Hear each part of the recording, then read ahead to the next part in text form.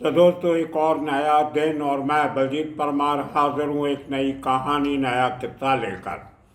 आज आपको सुनाएंगे कि कैसे आज से तकरीबन 7 साल पहले थाना पुलिस के मुंबई के पास दूसरा बड़ा शहर है थाने, वहाँ की क्राइम ब्रांच ने एक बहुत बड़ा दावा किया था और कहा था कि उन्होंने दाऊद गैंग को बहुत बड़ी चोट मारी है। दाऊद इब्राहिम के छोटे भाई इकबाल कासकर को अरेस्ट किया है एक एक्सटॉर्शन के केस में। बड़े बड़े बड़े दावे किए गए, लेकिन आज 7 साल के बाद उन सब दावों की पोल खुल गई जब कल थाने की एक मकोका अदालत ने, स्पेशल कोर्ट ने दाऊद इब्राहिम के छोटे भाई इकबाल कासकर को बाइज्जत बरी कर दिया। और कारण ये दिया कि थाने की क्राइम ब्रांच मतलब प्रोसिक्यूशन ने जो इल्ज़ाम इकबाल कासकर पे लगाए उनको सिद्ध करने में पुलिस बुरी तरह नाकामयाब रही है। कोई भी चार्ज सिद्ध नहीं हो पाया है। अब आपको बताते हैं कि ये किस्सा था क्या और इतना बड़ा खेला खेला कैसे गया था। थाने की क्राइम ब्रांच में तब नए नए पुलिस फोर्स में वापस आए एनकाउंटर स्पेशलिस्ट प्रदीप शर्मा की नियुक्ति की गई थी। और वहीं उस समय थाना के पुलिस कमिश्नर थे परमवीर सिंह, जो बाद में बहुत सारी कंट्रोवर्सियों में घिरे और थाना के ही एक क्रिकेट बुक्की और एक छोटे मोटे बिल्डर ने उनके ऊपर एक एक्सटॉर्शन का केस भी दायर किया था, जिसमें 2021 में उनको जाके बयान भी देना पड़ा था जब वो मुंबई के पुलिस कमिश्नर थे। उसी पुलिस स्टेशन में बयान दर्ज हुआ था परमवीर सिंह का, आईपीएस ऑफिसर का, जिस पुलिस स्टेशन ने इकबाल कासकर को अरेस्ट करने की एफआईआर लिखी थी। अब ये पूरा मामला क्या था आपको समझाते हैं। एक बहुत बड़ा नहीं, छोटा भी नहीं, मीडियम भी नहीं, बस एक खाता पिता थोड़ा सा एक बिल्डर थाना एरिया का, जहाँ पे उसका ऑफिस था। छोटे मोटे प्रोजेक्ट उसके इधर उधर चलते थे। उसका किसी को नाम पता नहीं था, उसकी कंपनी का नाम नहीं था, लेकिन आदमी का नाम था सुमित शाह। गुजराती था, है आदमी। कहा यह जाता है कि उस आदमी की कंपनी में डी कंपनी का काफ़ी पैसा लगा था। इस बात के हमने ये बातें सुनी थी। तारिक परवीन करके जो दाऊद का पुराना दोस्त है बचपन का, जो सारा सहारा केस में भी अरेस्ट हुआ और उसके बाद वो हर 2-4 साल में किसी न किसी केस में पकड़ा जाता है, बहुत समय जेल में रहता है, लेकिन डी कंपनी के प्रॉपर्टी के काम हैंडल करता है। सुना ये था कि इसी सुमित शाह की कंपनी में तारिक परवीन ने डी कंपनी का पैसा लगाया और ये बात प्रदीप शर्मा तक पहुंच गई। और जो बहुत नॉर्मल सी बात है, एनकाउंटर स्पेशलिस्ट को सबको पता होता है किस बिल्डर के पास किस कंपनी का पैसा लगा है, एग्जैक्ट अमाउंट पता हो या ना पता हो, लेकिन उनकी लिंकेज की पता लग जाता है कि उनके रिलेशन, रिश्ते क्या हैं। तो शाह को बुलाया जाता है बड़े तरीके से। एक बार के दिनों में और एक एनकाउंटर स्पेशलिस्ट हुआ करते थे, क्योंकि उनका नाम इस केस में कभी आया नहीं, इसलिए मैं भी नहीं लूँगा, लेकिन he was very much involve behind the scene. पर्दे के पीछे बहुत कुछ बड़ा रोल उस एनकाउंटर स्पेशलिस्ट ने निभाया। एक ज़माने में प्रदीप शर्मा के अगेंस्ट हुआ करता था, राकेश मारिया की टीम में था, लेकिन बाद में वो ये छोड़ के परमवीर की टीम में घुस गया और उसने इसको लगा दिया प्रदीप शर्मा के साथ। बड़ा धार्मिक किस्म का नाम है उस ऑफिसर का, तो उसको लगा दिया। साथ में एक और थोड़ा था, एक तेज तर्रार ऑफिसर राजकुमार कोटमीरे, वो भी कई एनकाउंटर्स में शामिल रहा। वो खास था, थाना में बहुत सारा काम कर चुका था, तो प्रदीप शर्मा के साथ वो भी अटैच था। तो ले दे के स्कीम बनाई गई कि डी कंपनी का पैसा सुनने में आया है कि इस कंपनी में लगा है। अब उस बिल्डर को बुलाया गया, कोटमीरे उसको उसके दफ्तर से, घर से शाह को बुला के थाना की क्राइम ब्रांच में ले आता है, जो एक बैरकों में बनी हुई है, ग्राउंड के साथ, पुलिस हेडक्वार्टर के नज़दीक ही है, लेकिन इंडिपेंडेंट कम्प्लेक्स है। तो क्राइम ब्रांच की थाना यूनिट में, जहाँ प्रदीप शर्मा पुलिस सोली होते हैं, सबसे आला अफसर, पुलिस कमिश्नर का थापड़ा उनकी पीठ पे होता है, वो इससे सौदेबाजी करते हैं। और ये आदमी इनकार कर देता है कि मेरे पास पैसा नहीं है, जो थोड़ी बहुत प्रॉपर्टी है उस पर काम चल रहा है, कुछ डिस्प्यूट में है, मैं कोई बड़ा अमाउंट आपको नहीं दे सकता हूँ, थोड़ा बहुत चाहिए तो दे सकता हूँ। कुछ किस्म की बातें हुई, लेकिन इनको तो बड़ा अमाउंट चाहिए था। मैं आपको बता दूं, जब ये केस बना था उस ज़माने में एक फिक्रा, सेंटेंस, जुमला बहुत फेमस हुआ था कि एक्सटॉर्शन करने के लिए एक्सटॉर्शन का केस बना दिया। जो पुलिस वालों ने एक्सटॉर्शन करनी थी, अपना काम पूरा करने के लिए थर्ड आदमी भी एक्सटॉर्शन का केस बना दिया। तो ये था एक्सटॉर्शन फॉर एक्सटॉर्शन, ये एक फिक्रा मशहूर हुआ था। खैर ऐसे बहुत से केस मुंबई में, थाना में, नई मुंबई में, विरार में बहुत होते हैं, जहाँ एक्सटॉर्ट करने के लिए पैसा अगर आदमी नहीं देता तो उस पर केस बना दिया जाता और फिर उससे पैसा ले लिया जाता। और अब जब इस आदमी ने कहा मैं पैसा नहीं दे सकता हूँ, सुमित शाह ने, तो उसको कहा गया कि आप कंप्लेंट फाइल करो कि इकबाल कासकर आपसे पैसा मांगता है डी कंपनी की तरफ से। तो उस आदमी ने, बेचारे ने, अपनी जान बचाने के लिए, पुलिस कमिश्नर एक तरफ, क्राइम का चीफ एक तरफ, तो ये बेचारा एक गरीब शाह क्या करेगा वहाँ पे, उसने कंप्लेंट दे दी।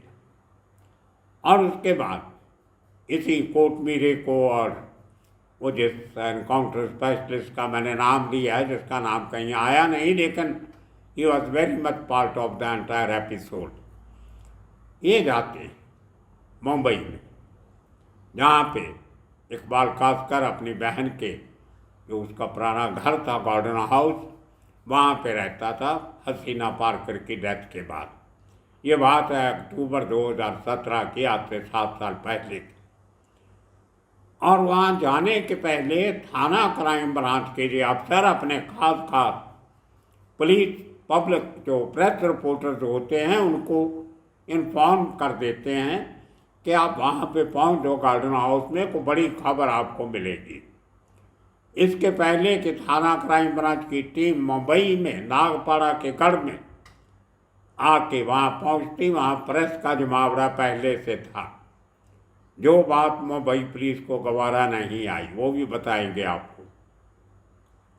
कहा जाता है कि इकबाल कासकर खाना खा रहा और उसको खाना खाते उठाया गया और उसको रेस्ट करके पूरी प्रेस के सामने पूरी फोटोग्राफ खींची गई, सब किया गया, पब्लिसिटी हो गई, बवाल हो गया, पूरे मीडिया में खबरें छप गई कि दाऊद के भाई इकबाल कासकर को प्रदीप शर्मा की टीम ने पकड़ा, थाना की क्राइम ब्रांच ने पकड़ा, परमवीर सिंह की टीम ने पकड़ा।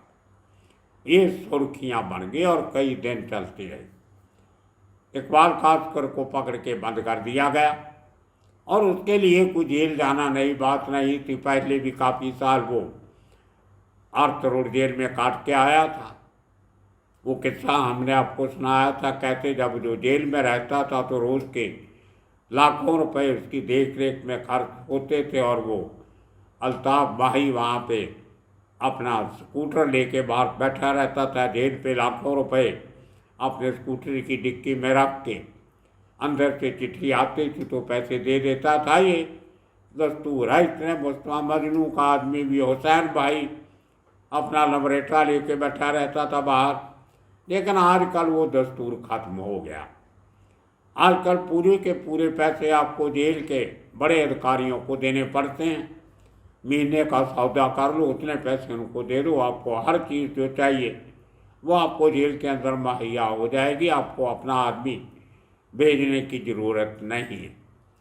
तो इकबाल कासकर जब दूसरी बार जेल गया तो बाहर जेल के बाहर बैठने वाला अल्ताफ भाई नहीं था, जब वो और नहीं था, सीधे का सीधा पैसा जेल अथॉरिटीज़ को पहुँचा दिया जाता था और उसको जेल में बैठे अपनी हीरोइन, कैनबीस, कोकेन, जो भी चाहिए नशा पत्ता, बिरयानी, मटन, चिकन, दारू, विस्की, हर चीज़ मिल जाती।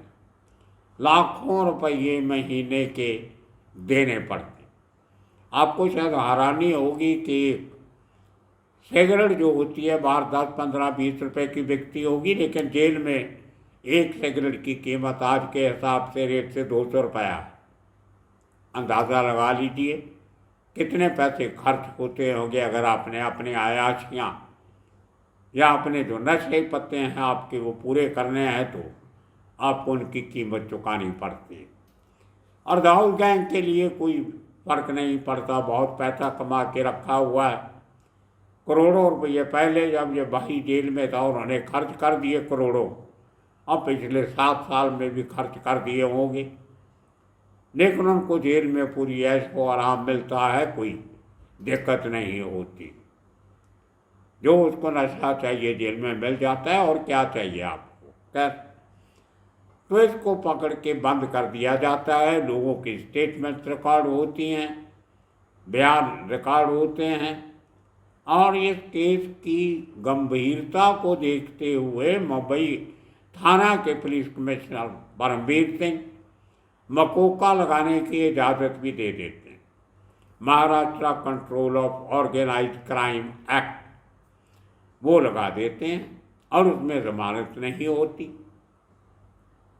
तो ये केस चलता रहा, इकबाल कासकर जेल में रहा, गवाहियाँ हुई। अभी पिछले साल 2023 में जब पुराने मकोका अदालत के जज थे, दूसरे थे, अभी बदल गए थे वो, तो शायद उनके अदालत में अपील लगाई कि मुझे जमानत दे दो, बहुत साल हो गए, केस पता नहीं कब ख़त्म होगा। लेकिन पुलिस ने कहा कि ये बहुत सीरियस मामला है, डी कंपनी से जुड़ा हुआ है, इसको जमानत देंगे तो ये गवाहों को तोड़ेगा, ख़राब करेगा। इसकी 2023 में जमानत कैंसिल नामंजूर हो जाती है, नहीं दी जाती। खैर, अब कुछ महीनों के बाद ये कोर्ट का फैसला आ गया और उसको अदालत ने बाइज्जत बरी कर दिया कि इसके खिलाफ कोई ऐसा सबूत नहीं है। इल्ज़ाम क्या था कि इससे डी कंपनी ने 4 फ्लैट मांगे उसके प्रोजेक्ट में जो चल रहा था और 30 लाख रुपया कैश मांगा।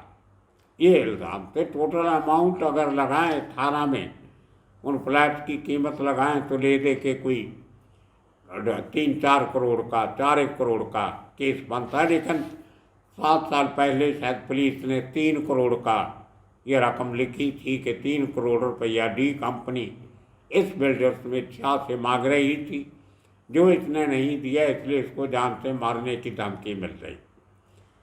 आप देखिए, अगर डी कंपनी ने धमकी दी होती और इस आदमी की शिकायत पे उनका भाई को जेल जाना पड़ा तो उसके ऊपर कोई एक्शन नहीं लिया, क्योंकि डी कंपनी तो पहले ही उसको जानती थी, पहले ही उसमें पैसा इन्वेस्ट किया हुआ था। जो भी होगा तो उसको शिकायत करने की ज़रूरत ही नहीं है। तो शुरुआत से ही ये केस एक नकली केस था। डी कंपनी से पैसा एक्सटॉर्ट करने की कोशिश कर रहे थे ये पुलिस के कुछ गिने चुने ऑफिसर।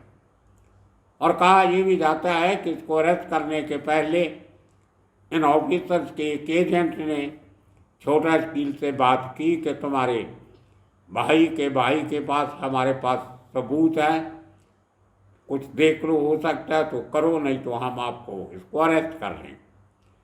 तो छोटा शकील ये काम लगा देता है भाई मत मच के जिम्मे, जो दुबई बैठा था कि तुम बात करो और जो लेना देना है कर लो। लेकिन भाई मत मच ने कहा ये तो भाई के भाई का मामला है, तो भाई से बात करनी पड़ेगी। तो खैर वो मामला कुछ दिन चलता रहा, बाद में लटक गया, लेकिन भाई मत मच ने कोई पैसा भेजा नहीं।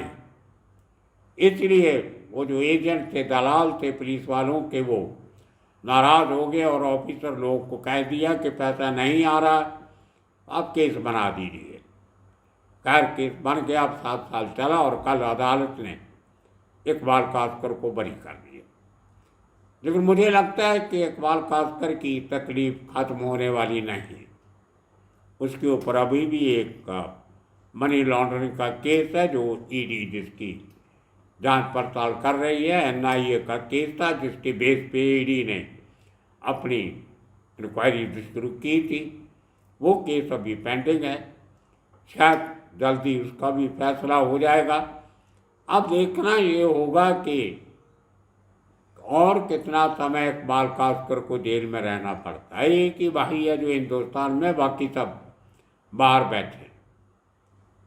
तो लोगों की निगाह इस उनके इलाके में, उनके जान पहचान रिश्तेदारों में लगी होंगी कि कब दूसरे केस में भी वो बरी होता।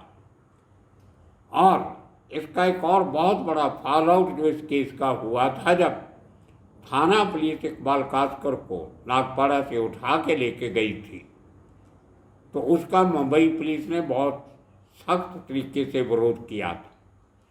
मुझे याद है mister Sanjay Barve police commissioner थे, उनको ये बुरा लगा कि उनको बिना बताए, बिना इतला किए, उनकी ज्यूरिसडिक्शन में आके थाना की पुलिस एक आदमी को उठा के ले जाती है।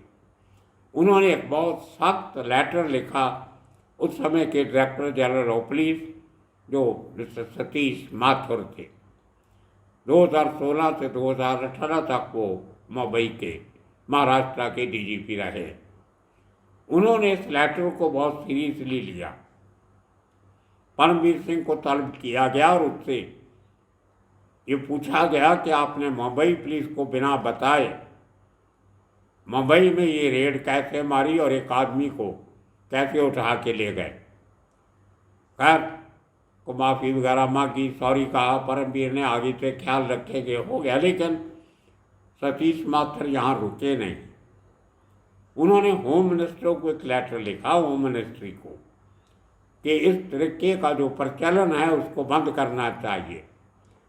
और उनके लेटर पे एक्ट करते हुए होम डिपार्टमेंट ने एक इंस्ट्रक्शन इशू की कि एक ज़िले की या एक सिटी की पुलिस जब दूसरे सिटी या दूसरे ज़िले में जाती है तो उनको वहाँ के ज़िले के पुलिस को इन्फॉर्म करना होगा कि हम किस सिलसिले में आ रहे हैं, किसको पकड़ने आ रहे हैं, क्या केस है। तो वो नियम तब से लागू हो गया 2018 से। 17 में ये कांड होता है, 3-4 महीने लगे ये होम डिपार्टमेंट का इंस्ट्रक्शन आने में, और 2018 से वो पूरे महाराष्ट्र में ये रूल लागू हो गया कि एक पुलिस दूसरी ज्यूरिसडिक्शन में जाके इस तरीके से बिना बताए एक्शन नहीं कर सकती। नतीजा ये हुआ कि जो क्राइम ब्रांच पहले मुंबई की कहीं से भी जाके लोगों को उठा लाते थे, आजकल वो दायतर चेक नाका के आगे नहीं जा सकते without intimating their counterparts in थाने। तो ये एक बड़ा एक्शन भी हुआ इस घटना के बाद। लेकिन आज वही प्रदीप शर्मा जिनके कहने पे ये केस बना था, उनको लखन मैया मर्डर केस में सजा हो गई हाई कोर्ट की तरफ से, और वो सुप्रीम कोर्ट से हाजिर होने की उन्होंने मोहलत मांगी हुई है 2 महीने की, जो इस महीने के अंत में ख़त्म हो जाएगी। लेकिन ये केस पूरे का पूरा प्रदीप शर्मा का बनाया हुआ था। अब को ऐसा कोई समाधान तो हमारे कानूनी प्रक्रिया में है नहीं कि अगर कोई ऑफिसर गलत केस बनाते हैं और 7 साल एक आदमी को उस केस में जेल में रहना पड़ सकता है, तो उसका कोई एक्शन होना चाहिए। ऐसी कोई व्यवस्था हमारे कानून में नहीं। तो खैर, अब देखते हैं कि आगे जो 2 केस बचे हैं इकबाल कास्कर के ऊपर, उनका क्या होता है। और प्रदीप शर्मा का मत एंड में जब ये मोहलत खत्म होती है तो वो क्या करते हैं, और मोहलत लेते हैं जहाँ पेश हो जाते हैं जेल जाने के लिए, ये देखना होगा। लेकिन एक बात साबित है कि आप भले ही झूठा केस बना लो, लेकिन अदालतों को बेवकूफ़ नहीं बनाता। वहाँ तो सबूत चाहिए जो आपके पास थे नहीं, इसीलिए इकबाल कास्कर बच के साथ निकल गया। आप सबका बहुत बहुत धन्यवाद, शुक्रिया।